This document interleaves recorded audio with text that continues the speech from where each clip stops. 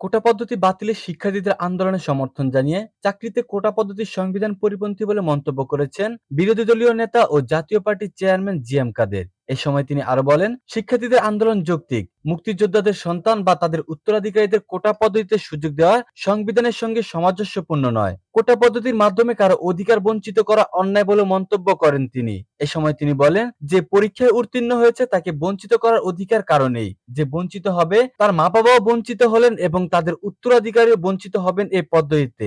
গতকাল দলটির বনানীর কার্যালয়ে সাংবাদিকদের সঙ্গে আলাপকালে তিনি এমন মন্তব্য করেন। জিএম কাদের বলেন, মুক্তিযোদ্ধাদের এককালীন সুবিধা দেওয়া যেতে পারে, কিন্তু তা অন্য কাউকে বঞ্চিত করে বা বৈষম্যের শিকার করে নয়। যেখানে একজন চাকরি পাওয়ার জন্য উপযুক্ত, তাকে বঞ্চিত করে অন্য কাউকে দেওয়াটা স্বাধীনতা যুদ্ধের চেতনার পরিপন্থী। ব্যক্তিগত বা গোষ্ঠীগত স্বার্থ রক্ষার জন্য মুক্তিযুদ্ধের চেতনা ব্যবহার করে কোটা পদ্ধতি চালু রাখা উচিত নয় বলে জানান তিনি।